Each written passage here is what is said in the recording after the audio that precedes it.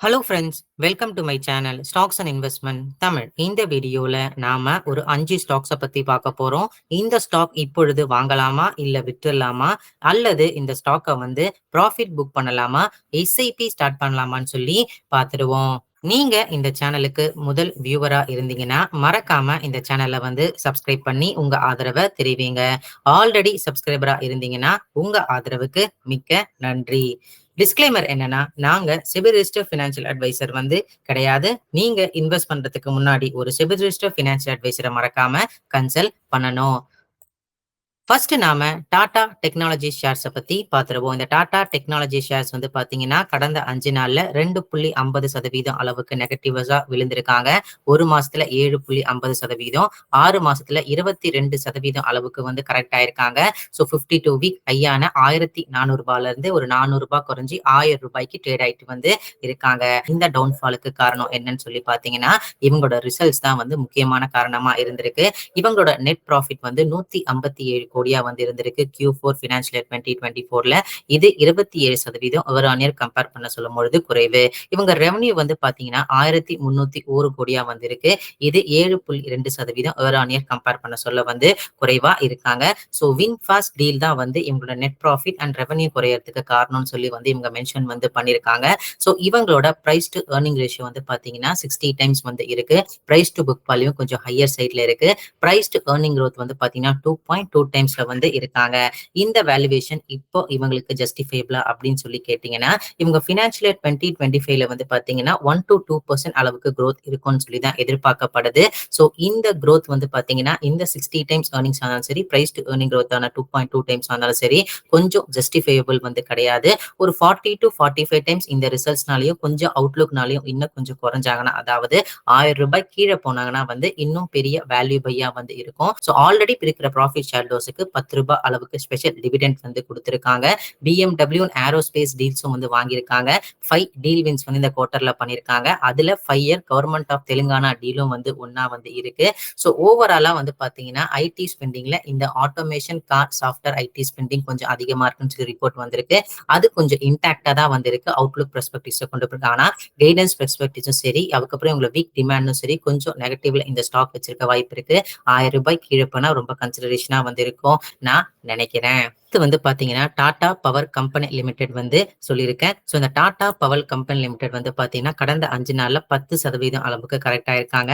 ஒரு மாசத்துல பாத்தீங்கன்னா நியர்லி 5% அளவுக்கு கீழே விழுந்திருக்காங்க. கடந்த 6 மாசத்துல 65% அளவுக்கு உயர்ந்திருக்காங்க. இதுக்கு காரணம் என்னன்னு உங்களுக்கு தெரியும். ஏன்னா இந்த ரிலேட்டட் செக்டாரான இந்த ரினியூவபிள் எனர்ஜி செக்டார் ஸ்டாக்ஸ் எல்லாமே பாத்தீங்கன்னா நல்லா தூக்கி விட்டுட்டாங்க. இந்த சோலார் ரிலேட்டட் ஸ்டாக்ஸ் நல்லா தூக்கி விட்டுட்டாங்க நம்ம மிஸ்டர் மார்க்கெட். பட் இப்போ இந்த ஸ்டாக் டவுன் ட்ரெண்டை ஆரம்பிச்சிருக்கு. ஸோ இப்போ நான் பேசும்போது பாத்தீங்கன்னா 413 ரூபாய் அளவுக்கு இருக்காங்க.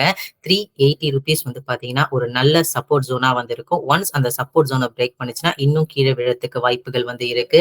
CLSA அந்த மாதிரி கிரெடிட் ரேட்டிங் ஏஜென்சியும் பாத்தீங்கன்னா இங்க 45% அளவுக்கு குறைந்து 245 ரூபாய் அளவுக்கு போற வாய்ப்பு இருக்குன்னு சொல்லியிருக்காங்க. அந்த 245 ரூபாய் போச்சுன்னா இன்னும் நிறைய நம்ம கன்சிடர் பண்ண வேண்டிய டைமா இருக்கு. ஏன்னா இப்பவுமே அவங்க 35 டைம்ஸ் ஏர்னிங்ஸ்ல இருக்காங்க. இந்த 35 டைம்ஸ் ஏர்னிங்ஸ் பாத்தீங்கன்னா ஃபார்வர்ட் லுக்கிங்ல ஜஸ்டிஃபைபிள் இல்லைன்னு சொல்லி மார்க்கெட் எதிர்பார்க்கறாங்க. ஸோ என்னைய பொறுத்த வரைக்கும் பாத்தீங்கன்னா இந்த சோலார் பிசினஸ்ல இந்த டாடா பவர் ஒரு பெரிய பிளேயரா இருக்க போறாங்க. ரெனியூவபிள் எனர்ஜி செக்மெண்ட்ல ஒரு பெரிய பிளேயரா இருக்க போறாங்க. ஆனா இப்போ இந்த டாடா பவருக்கு இருக்க பிரச்சனை என்னன்னு பாத்தீங்கன்னா, இப்போதைக்கு மேக்சிமம் கான்ட்ரிபியூட் பண்றது பாத்தீங்கன்னா தெர்மல் பவர் ஜென்ரேஷன். இந்த தெர்மல் பவர் ஜென்ரேஷனுக்கு உங்களுக்கு கோல் தேவைப்படுது. கோலோட விலை கடந்த 6 மாசமா ஆல்மோஸ்ட் ஸ்டேபிளா இருக்கு. இந்த தெர்மல் பவர் ஜென்ரேஷன்ல மேக்ஸிமம் ரெவன்யூ பண்ணனால ரெனியூவபிள் எனர்ஜி செக்மெண்ட்ல இவங்களுக்கு ரெவன்யூ அந்த பக்கம் நிறைய வராத காரணங்களால இந்த நிறைய ரேட்டிங் ஏஜென்சி நிறைய செல் ரேட்டிங்கும் கொடுத்திருக்காங்க. இன்னும் கொஞ்சம் கரெக்ட் ஆகிறதுக்கு வாய்ப்பு இருக்குன்றாங்க. இன்னும் இன்னும் விலை குறையறதுக்கு வாய்ப்பு இருக்குன்னு சொல்லி சொல்றாங்க. 35 டைம்ஸ் ஏர்னிங்ஸ் கொஞ்சம் ஜஸ்டிஃபைபிள் இல்லைன்னா 30 டைம்ஸ் கீழே இன்னும் வேல்யூ பையா இருக்கும். SIP என்னை பொறுத்த வரைக்கும் எனி டிப் ஒரு 2%, 3%, 5% அப்பப்போ குறையும் பொழுது SIP பண்ணீங்கன்னா ஒரு லாங் டேர்ம்ல பாத்தீங்கன்னா SIP பண்ண கன்சிடர் பண்ண அமௌண்ட் ஒரு லாங் டேர்ம்ல ஒரு 3 years, 5 years, 10 years down the லைன்ல பாத்தீங்கன்னா ஒரு நல்ல ரிட்டர்ன்ஸ் தர வாய்ப்புகள் இருக்கு. இன்னும் ஸ்டில் தெர்மல் பவர் தான் இவங்க ரெவன்யூக்கு நிறைய கான்ட்ரிபியூட் பண்ணுது. அதனாலதான் மிஸ்டர் மார்க்கெட்டுக்கு இன்னும் பிடிக்காம இருக்கு. அதனால கொஞ்சம் டவுன் சைடு இந்த ஸ்டாக்குக்கு நம்ம எதிர்பார்க்கலாம். அடுத்து நாம முத்தூட் மைக்ரோ ஃபினான்ஸ் லிமிடெட் ஸ்டாக்க பத்தி பார்த்துருவோம். இந்த முத்தூட் மைக்ரோ ஃபினான்ஸ் லிமிடெட் வந்து பார்த்தீங்கன்னா, நம்ம சேனல்ல நெறைய தடவ வந்து பேசியிருக்கோம். ஸோ இந்த ஸ்டாக் வந்து பார்த்தீங்கன்னா, இப்ப ரீசென்ட் டைம்ல ஒரு நல்ல ரிசல்ட் வந்து குடுத்திருக்காங்க. அவங்களோட கிராஸ் லோன் போர்ட்ஃபோலியோ வந்து 32.4% இயர் ஆன் இயர் உயர்ந்து 12,194 கோடியா வந்து இருக்கு.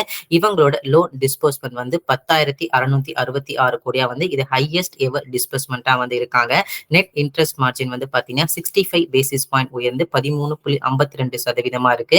நெட் இன்ட்ரெஸ்ட் மார்ஜினும் வந்து பார்த்தீங்கன்னா, நல்லாவே வந்து காமிச்சிருக்காங்க. டோட்டல் இன்கம் 46% அளவுக்கு உயர்ந்து 653 கோடியா வந்து இருக்கு. ஸோ அது 244 கோடியா வந்து ஆப்பரேட்டிங் ப்ராஃபிட் வந்து இருக்கு. அது 63% வந்து இயர் அபோவ் கம்பேர் பண்ண சொல்லும்போது உயர்ந்து கிரெடிட் காஸ்ட் வந்து பார்த்தீங்கன்னா, இந்த கம்பெனிக்கு வந்து குறைஞ்சு 1.7% அந்த இருந்திருக்கு. ஸோ இந்த கிரெடிட் காஸ்ட்டும் ஆவரேஜ் காஸ்ட் ஆஃப் பாரோயிங்ஸும் ரொம்ப முக்கியம். இந்த மாதிரி ஃபினான்ஷியல் இன்ஸ்டிடியூஷனுக்கு அதை இவங்க குறைச்சிருக்காங்க. நல்ல ப்ராஃபிட் லோன் டிஸ்பர்ஸ் பண்ணி பார்த்திருக்காங்க. அசெட் குவாலிட்டியை பொறுத்த வரைக்கும் நெட் என்பிஏ 0.35% வந்து இருக்கு. ஸோ இவங்களோட மெயின் பிசினஸ் என்னன்னா மைக்ரோ லோன்ஸ் தர கம்பெனியா வந்திருக்காங்க. முத்தூட் பாப்பச்சன் குரூப், முத்தூட் ஃபின்காப் இன்னும் 50% இந்த கம்பெனியை வந்து ஹோல்ட் பண்ணிட்டு தான் வந்திருக்காங்க. உமன் என்டர்பிரினர்ஸ்க்கு லோன் தர கம்பெனியா வந்திருக்காங்க. ஃபோக்கஸிங் ஆன் ரூரல் ஏரியாஸ்க்கு, அதாவது பேங்க் தர முடியாத ஆட்களுக்குலாம் இவங்க வந்து பணம் தர கம்பெனியா வந்து இருக்காங்க. இவங்களோட பிரைஸ் டு புக் வேல்யூ 1.35% வந்து இருக்கு. ஸோ இந்த ஸ்டாக் என்னைய பொறுத்த வரைக்கும் ஒரு நல்ல கன்சிடரேஷன் தான். ஆல்ரெடி இந்த மாதிரி எம்எஃப்ஐ பிசினஸ்ல மைக்ரோ ஃபினான்ஸ் இன்ஸ்டிடியூஷன்ல வந்து நம்ம எல்என்டி ஃபினான்ஸ் பத்தி பேசிருக்கோம். எல்என்டி ஃபினான்ஸ் வந்து ஒரு நல்ல ரிட்டர்ன்ஸே வந்து கொடுத்திருக்காங்க. ஸோ இந்த ஸ்டாக் வந்து பாத்தீங்கன்னா 222 லெவல்ல வந்து ஒரு நல்ல கன்சிடரேஷன். எனக்கு பிரைஸ் டு புக் வேல்யூ 1.3 தான் வந்து இருக்கு. நீங்க ரொம்ப வேல்யூ பாக்குற ஆளா இருந்தீங்கன்னா 200 ரூபாய் கீழே போனா வந்து பாத்தீங்கன்னா இந்த ஸ்டாக் உங்களுக்கு இன்னும் நல்ல கன்சிடரேஷனா வந்து இருக்கும். ஸோ இந்த ஸ்டாக் எஸ்ஐபி மோடுக்கு ஏத்த ஸ்டாக் தான். ஸோ இந்த ஸ்டாக்கை பொறுமையா 2-3 கன்சிடர் பண்ணா லாங் டேர்ம்ல நல்ல ரிட்டர்ன்ஸ் தர வாய்ப்பு இருக்கு. ஸோ ரீசென்ட் டைம்ஸ்ல இந்த பேங்கிங் அதுக்கப்புறம் வந்து பாத்தீங்கன்னா இந்த மைக்ரோ ஃபினான்ஸ் இன்ஸ்டிடியூஷன்ல எஃப்ஏஐ செல் ஆஃப் வந்து கொஞ்சம் அதிகமா இருக்கு. அதனால இந்த ஸ்டாக் வந்து நல்ல ரிசல்ட்ஸ் கொடுத்திருந்தாலுமே வந்து பாத்தீங்கன்னா இந்த ஸ்டாக் அந்த அளவுக்கு வந்து பாத்தீங்கன்னா மேல ஏறல. கடந்த 5 நாள் ரிசல்ட்ஸ் வந்ததுக்கு அப்புறம் ஒரு 10% கரெக்டா வந்து ஆயிருக்காங்க. ஸோ எஸ்ஐபிக்கு உகந்த ஸ்டாக் தான். ஆனா கொஞ்சம் பொறுமையா 5-10 வருஷம் வந்து ஹோல்ட் பண்ணீங்கன்னா இந்த மைக்ரோ ஃபினான்ஸ் இன்ஸ்டிடியூஷன்ஸ்லாம் நல்ல ரிட்டர்ன்ஸ் தர வாய்ப்புகள் வந்து இருக்கு. அடுத்த ஸ்டாக் வந்து பாத்தீங்கன்னா புரோட்டியன் இ கவர்மெண்ட் டெக்னாலஜி ஸ்டாக்கை பத்தி பார்க்க போறோம். ஸோ இந்த ஸ்டாக் வந்து பாத்தீங்கன்னா நிறைய பேர் வந்து கேட்டிருந்தாங்க. ஸோ நிறைய என்னோட ஃப்ரெண்ட் சர்க்கிளும் வந்து கேட்டிருந்தாங்க. அதுக்கப்புறம் சில அக்கௌண்ட்ஸ் நான் மேனேஜ் பண்றேன், அவங்களும் வந்து பாத்தீங்கன்னா கேட்டிருந்தாங்க. இந்த ஸ்டாக் ஏன் கேட்டாங்க அப்படின்னு சொல்லி அவங்களுக்கு நான் கேட்கும் பொழுது இவங்களோட 52 வீக் ஐயான 1670 ரூபாயில இருந்து இப்ப 1160 ரூபாய்க்கு ட்ரேட் ஆயிட்டு இருக்காங்க. ஃபார் எக்ஸாம்பிளுக்கு நான் சொல்றேன். ஸோ கிட்டத்தட்ட 500 ரூபாய் அளவுக்கு இந்த ஸ்டாக் வந்து கரெக்ட் ஆயிருக்காங்க.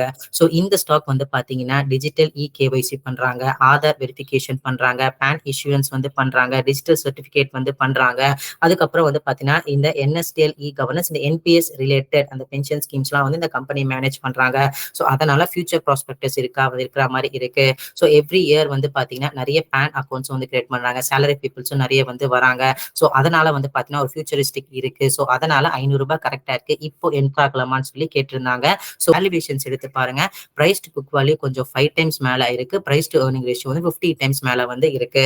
ஸோ இவங்க லெகசியா இந்த பிசினஸ் பண்ணிட்டு தான் வந்து இருக்காங்க. இந்த என்எஸ்டிஎல் இ கவர்னன்ஸ் கீழே வந்து இருந்துட்டு தான் வந்து இருக்காங்க. ஆனா இந்த மாதிரி தின் மார்ஜின்ஸை வச்சு 50 டைம்ஸ் வேல்யூவேஷன்ஸ் வந்து பாத்தீங்கன்னா கொஞ்சம் ஜஸ்டிஃபைபிள் வந்து கிடையாது. ஒரு 1000 ரூபாய் கீழே போனா வந்து கூட கொஞ்சம் பார்க்கலாம். பட் அப்பயும் இவங்க பிரைஸ் டு ஏர்னிங் ரேஷியோ வந்து ஜஸ்டிஃபைபிளா வந்து இருக்கணும். இப்ப இவங்களோட நெட் ப்ராஃபிட்டும் வந்து குறைஞ்சிருக்கு. அதே மாதிரி எபிட்டாவும் ஆப்பரேட்டிங் ப்ராஃபிட்டும் வந்து குறைஞ்சிருக்கு. ஸோ அதனால வந்து பாத்தீங்கன்னா உங்க பிரைஸ் டு ஏர்னிங் ரேஷியோ 45ல இருந்து 48 வரைக்கும் வந்து போயிடுச்சு. ஸோ 50 டைம்ஸ் ஏர்னிங்ஸ் இந்த மாதிரி பிசினஸ்க்கு வந்து கொஞ்சம் ஹையர் வேல்யூவேஷன்ஸ் தான் வந்து பாக்குறேன். இன்னும் ஏதாவது கரெக்ஷன் தென்படுச்சுன்னா வந்து பாத்தீங்கன்னா ஒரு பார்ப்போம். இப்போதைக்கு வந்து பாத்தீங்கன்னா ஹையர் வேல்யூவேஷன்ஸ் எனக்கு கொஞ்சம் ஜஸ்டிஃபைபிளா இந்த புரோட்டியன் இ கவர்மெண்ட் டெக்னாலஜிஸ்க்கு வந்து தெரியல. அடுத்து வந்து பாத்தீங்கன்னா பெட்ரோநெட் எல்என்ஜி லிமிடெட பத்தி பார்க்க போறோம். இந்த பெட்ரோநெட் எல்என்ஜி லிமிடெட பத்தியும் வந்து பாத்தீங்கன்னா நம்ம நண்பர் ஒருவர் கமெண்ட்ல வந்து கேட்டிருந்தாரு. அதே மாதிரி என் ஃப்ரெண்ட் சர்க்கிளும் வந்து கேட்டிருந்தாங்க. ஏன்னா நிறைய பேர் வந்து இந்த 220 லெவல்ல வந்து இந்த ஸ்டாக் மறுபடியும் போகும், இந்த 220 லெவல்ல வந்து மறுபடியும் என்டர் பண்ணலாம் அப்படின்னு சொல்லி நினைச்சிருந்தாங்க. ஆனா அந்த ஸ்டாக் வந்து அந்த மாதிரி சான்ஸ் வந்து கொடுக்கல. ஆனா கடந்த 5 நாள்ல 4.20% அளவுக்கு வந்து குறைஞ்சிருக்கு. கடந்த ஒரு மாசத்துல வந்து பார்த்தா நியர்லி 1% அளவுக்கு டிராப் ஆயிருக்கு. ஆனா கடந்த 6 மாசத்துல ஒரு 55% அளவுக்கு உயர்ந்திருக்கு. இதுக்கு ஒரு காரணமா என்னன்னு சொல்லி அப்பதான் அந்த கத்தாரோட சொல்லி இவங்க டீல் வந்து சைன் பண்ணது. ஸோ அந்த டீல் சைன் வர வரைக்கும் வந்து பார்த்தீங்கன்னா, ஸ்டாக் ரொம்ப வந்து ஒரு கன்சாலிடேஷன் லெவல்லயே வந்து இருந்துச்சு. 240, 260, 280 அப்படி இப்படின்னு போயிட்டே இருந்துச்சு. பட் ஒன்ஸ் பிரேக் ஆயிட்டதுக்கு அப்புறம் இந்த ஸ்டாக் வந்து பார்த்தீங்கன்னா, ரூ. 300க்கு மேல ட்ரேட் ஆயிட்டு இருக்கு. ஸோ இவங்களோட 52 வீக் ஹை வந்து ரூ. 323. ஸோ அங்க இருந்து இவங்க வந்து பார்த்தீங்கன்னா, ரூ. 300 அளவுக்கு கீழ வந்து விழுந்திருக்காங்க. இப்பவும் இந்த ஸ்டாக்கோட பிரைஸ் டு ஏர்னிங் ரேஷியோ வந்து பார்த்தீங்கன்னா, 12.70 தான் வந்திருக்கு. அப்ராக்ஸிமேட்டா வந்து பார்த்தீங்கன்னா, 30 டைம்ஸ் ஏர்னிங்ஸ்ல வந்து இருக்காங்க. ஸோ இவங்களோட புக் வேல்யூ 2 டைம்ஸ் புக் வந்து இருக்கு. டெக்னிக்கலா பார்க்கும்பொழுது 260 வந்து இந்த ஸ்டாக்குக்கு ஒரு பெரிய சப்போர்ட்டா இருக்கு. இந்த 260 பிரேக் பண்ணாலும் இந்த 220 லெவலுக்கு வெயிட் பண்றவங்களுக்கு வந்து பார்த்தீங்கன்னா, நிறைய ஆப்பர்ச்சுனிட்டி வந்து கிடைக்கும். ஸோ இந்த ஸ்டாக் இருக்கிற ஆப்பர்ச்சுனிட்டி என்னன்னு வந்து பார்த்தீங்கன்னா, இவங்களோட தாயேஜ் டெர்மினல் தான் முக்கியமான டெர்மினல். இந்த எல்என்ஜி கேஸஸ்க்கு இந்த ரெட் சி கிரைசிஸ் அதுக்கப்புறம் வந்து பார்த்தீங்கன்னா, சூயஸ் கெனால் இஷ்யூஸ் அதெல்லாமே வந்து எங்களால மேனேஜ் பண்ண முடியும்னு சொல்லி ரீசென்ட் கான் கால்ல வந்து சொல்லியிருக்காங்க. இவங்க தாயேஜ் டெர்மினலையும் வந்து எக்ஸ்பேண்ட் பண்ண போறாங்க. அதாவது 17 பாயிண்ட் மெட்ரிக் டன் இதுவா இருந்தது வந்து பார்த்தீங்கன்னா 22.5 மெட்ரிக் டன்னா வந்து கொடுக்க போறாங்க மார்ச் 2025ல. ஸோ இதனால இவங்களோட ரெவன்யூ அண்ட் ப்ராஃபிட் மார்ஜின்ஸ் உயர்த்தக்கும் வாய்ப்புகள் இருக்கு. இந்த ஸ்டாக் இந்த விலையிலயும் வந்து பாத்தீங்கன்னா ஒரு 12 டைம்ஸ் ஏர்னிங்ஸ்ல இருக்கு. ஏன்னா 5 இயர்ஸ் ஆவரேஜ் பிபையும் ஆல்மோஸ்ட் 12 டைம்ஸ் ஏர்னிங்ஸ்ல தான் வந்து இருக்கு. ஒரு நல்ல கன்சிடரேஷன் தான். எஸ்ஐபிக்கு உகந்த ஸ்டாக் தான்.